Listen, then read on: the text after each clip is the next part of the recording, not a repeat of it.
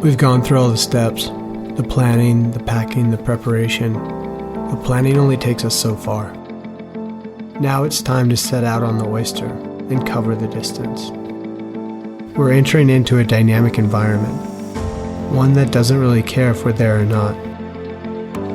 Over the next 6 days, we're bound to experience a bit of everything.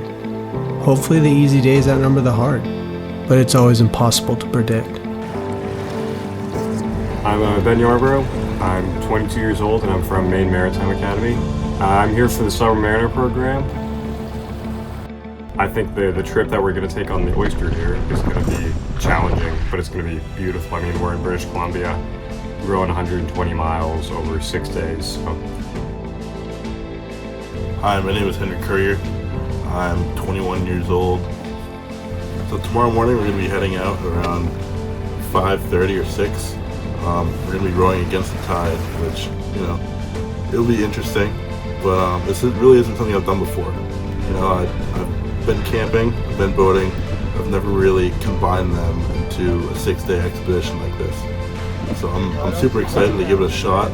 I'm expecting a bit of rain, a bit of sunshine. Hopefully it's a good time, a bit of aching muscles, but it'll all be in the fun for it. My name's Anthony Casal. Tomorrow morning we're actually start getting underway on that Oyster, and I am nothing but ecstatic. I think it's going to be a phenomenal experience. Rain, shine, windy, whatever. I'm thrilled with this whole process. We start the day off in high spirits. We're physically fresh, and the scenery is breathtaking. We pull at our oars with enthusiasm, embracing our situation.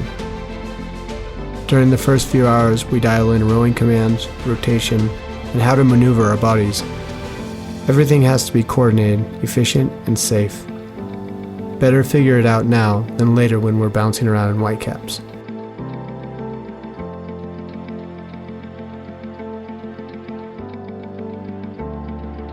After Penfrey's passage, we get some light wind from the northeast and are able to make some decent headway under sail. Once in the lee of the islands, we stow the sail and row the last half mile. The rowing rotation is 20 minutes on, 20 minutes off. When you're not on, you're navigating. Clear communication when rotating roles is crucial. If there is confusion on our location or what's ahead after the watch has been accepted, it's on the new navigators to figure it out. By design, rowers are not supposed to focus on anything but rowing. An issue occurs on our approach. We find the centerboard jammed down due to a line falling into the housing. With the added draft, we can't make it to the beach to offload gear.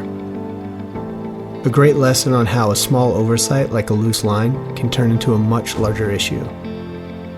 Together, we think through some solutions and finally get it to move. This hiccup, although inconvenient, holds some value. It demonstrates to the trainees that every issue out here is on us. Either we solve it, or it stays unsolved.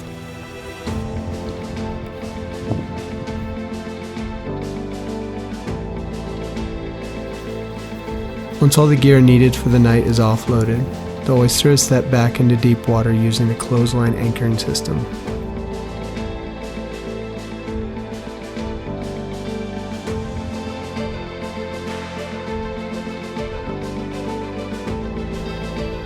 Before calling it a night, the trainees receive, for the first time, tomorrow's destination. From this, they must create a plan, and most importantly, decide when to break camp and depart in the morning. Routes are reviewed along with predicted currents and weather. Every decision here will affect our physical state tomorrow.